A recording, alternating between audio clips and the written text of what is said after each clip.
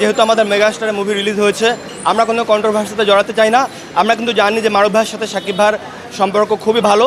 তো মারুফ ভাই যদি কিছু বলে থাকে সেটা সে অভিমান থেকে বলেছে, সেটা নিয়ে আমাদের কোনো সমস্যা নেই। আমরা শুধু আজকে বরবাদ নিয়ে বিজি থাকতে চাই। বরবাদকে আটকাতে অনেক ষড়যন্ত্র হয়েছে, কিন্তু আমরা সাকিবিয়ানরা সেন্সর বোর্ডের সামনে যে শান্তিপূর্ণ মানববন্ধন করে সেই চক্রান্ত আমরা রুখে দিয়েছি। ফাইনালি সিনেমা হলে চলে এসেছে এবং এর অনুভূতিটা ভাষায় প্রকাশ করার মতো না। অপেক্ষা করছি মুভিটা দেখার জন্য। বরবাদের ট্রেলারটা আসেনি, টিজার এসেছে। টিজারটা এক কথায় অসাধারণ হয়েছে। বাংলাদেশ, কলকাতা সহ ওয়ার্ল্ডের বিভিন্ন জায়গা থেকে এটা রিভিউ দেওয়া হয়েছে। টিজার অসাধারণ হয়েছে, শাকিব ভাইয়ের লুক অসাধারণ হয়েছে। এক কথায় মার্কাটারি লুক। আমরা অনেক রিভিউ দেখেছি, রিভিউ সুপার পজিটিভ। বরবাদ এক কথায় ব্লকবাস্টার হবে। এই রকম শাকিব ভাইকেই আমরা এতদিন দেখতে চেয়েছি, কিন্তু এফডিসি কেন্দ্রিক কিছু হোমরা চোমরা নেতা খেতাদের কারণে শাকিব ভাই এগুলো থেকে বেরোতে পারছিল না।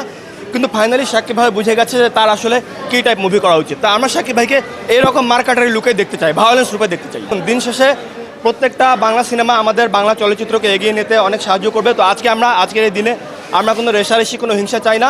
আমরা আগে বরবাদ দেখবো, তারপর অন্তরাত্মা দেখবো, তারপর একে একে সবগুলো মুভি দেখবো। শাকিব ভাইয়ের মুভির একটা dialogue, God is one, life is one, but I am only Shakib Khan. Shakib ভাই একজনই।